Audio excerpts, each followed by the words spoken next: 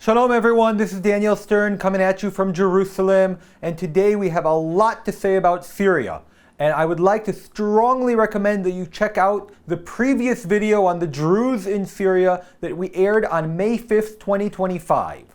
Now, let's go over a timeline of the last couple of days because there's a real lot going on there. So on July 14th, reports came in of clashes between the Druze and Bedouin militias in Sueda, with reports that the Druze took control of the Bedouin majority neighborhood of Al-Makwas, and the Bedouin fighters seized the outskirts of erupted in the countryside. Over 10 dead and 40 wounded in those clashes. Now, in response to those clashes, the Syrian government forces started to deploy in the area. Now remember, these are ISIS offshoot, HTS, Hayat Tahrir Shams forces, in other words, radical jihadists. There is what seems to be a fake report that was released by the Syrian Defense Minister Murhaf Abu Kasre that an agreement was reached between them and the Druze on a ceasefire. Remember, all this is on July 14th. The Druze Sheikh Marwan Kiwan said in a live statement to the SDF, the Syrian Defense Forces, who, by the way, are the Kurds in Syria, he begged them to protect the Druze, and if not, they will demand Israel's protection, disconnect from Syria, and join Israel, which of course is an ultimatum to the Syrian government. In his statement, he said that the Kurds need to intervene to save them, the Christians, and the Alawites. Now remember, the Alawites are the former leaders of Syria who ruled with an iron fist for 40 years under the rule of Hafez al-Assad and Bashar al-Assad, were incredibly cruel and a dictatorship that's just beyond. But anyway, they, the Alawites, were recently slaughtered by the thousands by the current leadership. He stated there can be no unification with the extreme forces sent to slaughter them. On July 15th, a joint statement from Israeli Prime Minister and Israeli Defense Minister's offices said that they ordered the IDF to attack Syrian forces entering Sueda in order to attack the Druze. This goes against the Israeli decision to keep South Syria free of threats to Israel. That is, the entrance of Syrian forces into Sueda goes against the Israeli decision. Israel is dedicated to defending the Syrian Druze, brothers of the Israeli Druze, with whom Israel has a deep and ongoing alliance. Syrian forces have been entering the Sueda district and are on the offensive with considerable force and weaponry. In response, the Israeli Air Force struck intensively in Syria, and here are just some of the targets. The Al-Sallah Air Base, with a death toll of 10, was struck. A column of the 54th Division under the command of Abu Amsha on the Damascus-Dar'a Road was struck. Grad rocket launchers used to shell As-Suwayda were struck. 2 tanks within the As-Suwayda district were struck.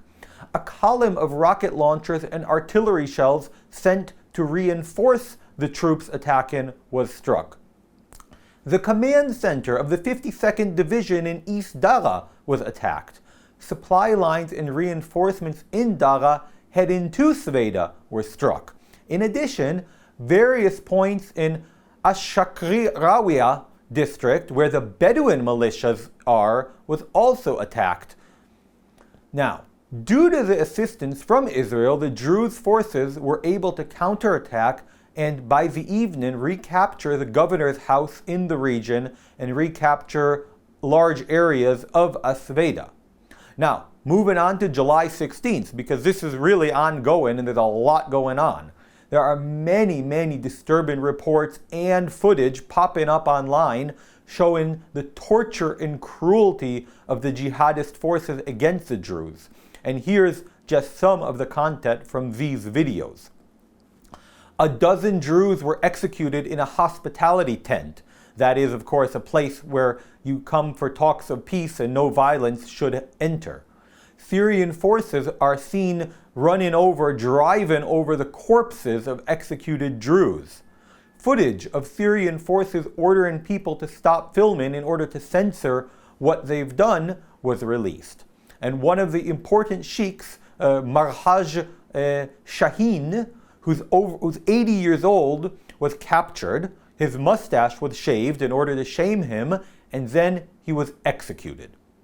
Now, in an official statement from the Druze community in Israel, led by the spiritual leader Sheikh Marwan Kiwan, says the following: "A horrific and brutal massacre is currently taking place in Jabal al-Druze, that is Druze Mountain, in southern Syria. Innocent civilians, women, children, and the elderly are being murdered in cold blood. Regrettably, the IDF and the Israeli government, despite their explicit commitments, are taking no real action to stop the killing. This marks a deep and regrettable breaking point in the historical and ethical covenant between the State of Israel and the Druze community. For 2 years, the Druze community in Israel has stood on the front lines of the State of Israel's war against its enemies, sacrificing lives, fighting and falling, all in the name of shared values of defense and security. Now, we expect the Israeli government to enter the conflict unequivocally for the sake of our brethren being massacred in Syria, just as we stand on the front lines for the sake of the state. In this emergency, and in light of the gravity of events, the spiritual leadership of the community and the heads of Druze local authorities are declaring national days of mourning and a general strike in all Druze localities in Israel. Simultaneously, the community leadership calls upon all members of the community to prepare by all necessary means to cross the border to assist their massacred brethren in Syria. On behalf of the Druze community in Israel, we have appealed to the Prime Minister, to the President, and to the heads of the security establishment with an immediate demand for an aerial attack to thwart the murderous forces operating in southern Syria. If decisive action is not taken, the crisis between us and the State of Israel will deepen in a dangerous and unprecedented way. Silence and standing idly by are no longer an option." This statement is from the Israeli Druze who want to pressure Israel to assist their brothers in Syria. Now, maybe as a response to this statement, the IDF redeployed a battalion of Golani Brigade to the border as Druze from Israel are trying to cross the border into Syria to aid their brethren, and the border police, the Magav, and army are stopping them. Additionally, the IDF stopped dozens of Syrians from trying to cross the border into Israel, which can be extremely risky, as the area mentioned where the crossing was attempted is known to have Hezbollah and Iranian operatives in the past. The IAF, the Israeli Air Force, has started airstrikes in Syria, including an explosion close to the Syrian Defense Ministry in Damascus. Syrian reports, take them with a grain of salt, state that in the Israeli airstrikes, some Syrian high-ranking officers were killed. Chief among them is Khalad al-Zoebi, commander of the Busra district, a sensitive zone on the border of Jordan and Syria, as well as a few others whose names don't tell me anything, but they are Abd al-Fatah, al-Mustafira, and Abu Yaqub Mahche, and the only thing I know about them is that they are currently commanding forces in the field on the ground in As-Suwayda. This could be an indication of a threat of escalation if the attacks on the Druze do not stop.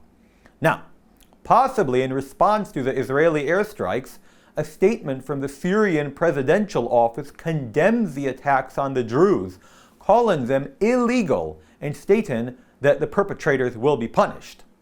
Netanyahu just released a video statement that says that Israel is working to save our Druze brothers and destroy the Syrian government gangs. Now, I want to stipulate that all of this is current to 3 p.m. on July 16th, and I'm sure there will be more developments by the time you see this video. Now, let me just give you my take on the whole situation, which is that this is another false flag operation, another operation started by the Syrian government to have jihadist groups and Bedouins cause violence so the government can have cause to enter and take over the place and clamp down on the Druze and later other groups like the Kurds and be the sole armed force in Syria. Let's move on because there are a few more items of news that are worth mentioning, even though we won't go into them too deeply. The first is there seems to be an agreement regarding the GSS chief appointment that in 2 months the government will name the individual they wish, which will likely be General Zini, and in the meantime the assistant GSS head will continue in his temporary position, and the case against appointing General Zini will be closed. The second is that the DA, Gili Barhav Miara, refused to appear before the committee assigned to debate and consider her termination, citing that it is an illegal action to fire her. Talk about conflict of interests, eh? She's saying that it's illegal to fire her, and she thinks that her word has any merit. Worth noting that the High Court had a case asking for this committee to be deemed illegitimate, and it chose not to do so at this time. And the final story of the day is that due to conflicts between the government, in particular Yuli Edelstein, and the Orthodox parties, one of the two Orthodox parties has resigned, bringing the coalition's majority to a slim 61 out of 120. And the second one said that it will resign as well. This relates to the new law being proposed to draft the Orthodox into the army. We will see how all this develops, but it could lead to the government's downfall and new elections. For now, please like and subscribe and share this. And if you have an idea for a subject to discuss, let me know in the comments below. God bless you all, and shalom from Jerusalem.